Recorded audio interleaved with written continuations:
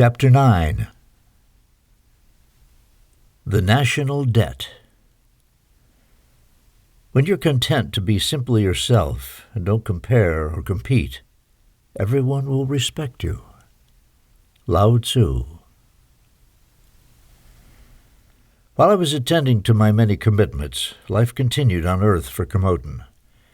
I wanted to check on him, so I decided to show up at his class. It was early in the morning as Comoten was getting ready to begin a new day in school at the University of Miami. He was heading to a lecture of economics at one of the large classrooms at the school. It was titled Economics 1, and Denise Richards was the professor. Comoten quickly entered and made himself comfortable in a seat near the front. As soon as Denise arrived, she introduced herself to the students. As she began her dissertation, Comoten listened intently and was prepared to take notes of everything that was being said. Denise told the class that the lesson for the day would be dedicated to the subject of the national debt in the United States.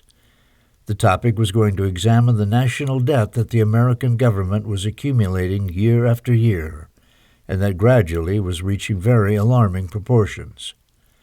Comoten remembered one of the conversations he had with me in the past, when we discussed those disproportionate numbers. At that time they seemed far-fetched, but now, according to the professor, little by little, those numbers were becoming a reality.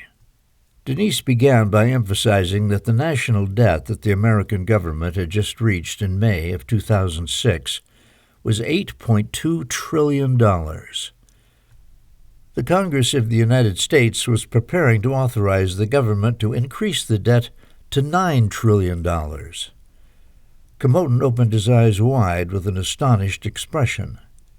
$9 trillion, he thought. Just at that precise moment, I took the opportunity to stand next to him. Comoten was not surprised when he saw me there because he'd gotten used to my appearing anywhere, at any time. "I did not think you would have time to come to class with me, Dr. Comoten," Comoten said. "I want to help you understand your lesson. I want to give you some numbers and some data which will show you how disastrous the situation has become concerning the development of our country, and which ultimately will end up affecting the development of the entire world," I explained. "I am listening," Comoten replied. "Just as your professor said, very soon the amount of the official national debt will be $9 trillion. Shortly after that, the same debt will reach the ill-fated amount of $9.11 trillion. The repetition of these numbers will become a new threat, which will confirm the importance of understanding all these numbers. When that number is reached, the economy will begin a gradual, yet very important, backward movement. And in 2 more years, we will reach the $11 trillion plateau. Do you understand the magnitude of those numbers, Comoten?" I questioned. "I think I understand them, Doctor, but I'm sure that you are here to help me understand them better," Comoten answered. I cannot help but be amused. You are right, Comoten. That is why I'm here. I will give you an example that will clarify things for you. $1 million in bills of $1,000 represents approximately a size of 4.5 inches.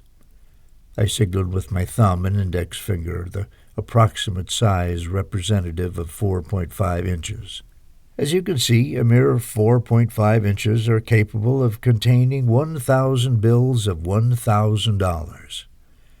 Additionally, I may add that these 4.5 inches are approximately 11 centimeters. I continued. "I have no trouble understanding until right now. I follow what you're saying," Comoten confirmed. "What would you think would be the size of $1 trillion in bills of $1,000? I asked. "Well, I imagine that one would have to multiply those 4.5 inches by some other numbers," Comoten responded. "Why other numbers?" I asked. "Well, what I would do is to convert the inches into feet and then into miles. Then I would try to understand how many millions of dollars there are in $1 trillion and from there I would continue until I would reach the final number. Commodin calculated. Very well, Commodin, I responded. Let's begin there. Okay, 1 foot is 12 inches. Let's determine how many feet are in a mile, and from there we can continue, Commodin reasoned. 1 mile has a total of 5,280 feet.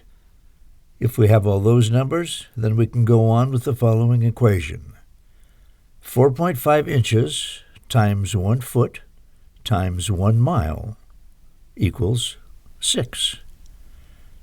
4.5 times 1 times 1 times 10 equals 70. 12 inches times 5,280 feet. 1. $1 million in $1,000 bills is equal to 4.5 inches. 2. 1 trillion would be equivalent to 70 miles of bills in $1,000, set one after another, I continued. Is that true? Commodin asked. Yes, Commodin. Numbers can fool us. Imagine the reality and the magnitude which the national debt problem represents in the end. It is nothing more than debt for all of us. $1 trillion is equivalent to 70 miles. The $9 trillion of national debt are the equivalent of 630 uninterrupted miles of $1,000 bills. Do you have any idea of the vicious size of that debt? Summarizing this, each person residing in the United States would have to assume a proportion of the $9 trillion of outstanding debt, which, divided by approximately 300 million people living in the United States, would give us the following equation. $9 trillion equals $30,000 per person times 300 million citizens.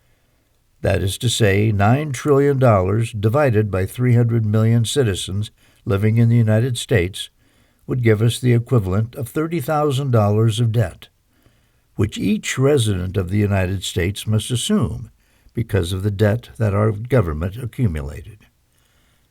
If we were to multiply that amount of $30,000 by approximately 75 million families that are living in the United States, using an average of 4 people per family, we would have 30,000 times 4 equals $120,000 of family debt accumulated because of the mismanagement of the government of the United States, I alleged.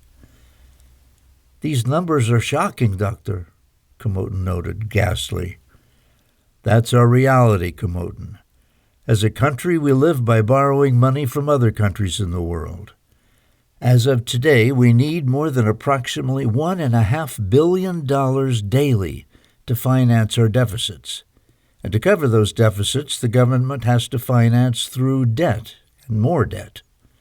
Now listen carefully, Commodin, because your professor will be the one to finish your lesson, I proclaimed. Denise continued with her lecture. Those $9 trillion of debt must be financed and paid. If we assume a medium of payments of interest to around 5% annually, the government would have to pay the creditors around $450 to $500 billion each year. If the American government has an annual budget of approximately $2.8 trillion, very soon 20% of that budget will have to be utilized to pay all the national debt. This situation will eventually lead us not only to lose our leadership worldwide, but it will mortgage our economic future as well as that of our children. The professor concluded, You have a great deal to think about until our next class. At that time I will answer any questions you may have. The lecture spawned a great deal of conversation among the students. Suddenly I had a flash to the future, and I saw that on September 27, 2007, the United States Congress raised the debt ceiling to nearly $10 trillion. The numbers were getting real close, and a few months later, what was defined as the Great Recession was about to come. I then traveled into the future and could see that in 2018, the U.S. Congress increased the debt ceiling further to $20 trillion. I immediately thought about Denise's explanation. $1 trillion equals 70 miles of $1,000 set one after another. Then $20 trillion will be 70 times 20, or 1,400 miles of $1,000 bills. It's practically the distance from New York to Dallas, covered by $1,000 bills. Unbelievable.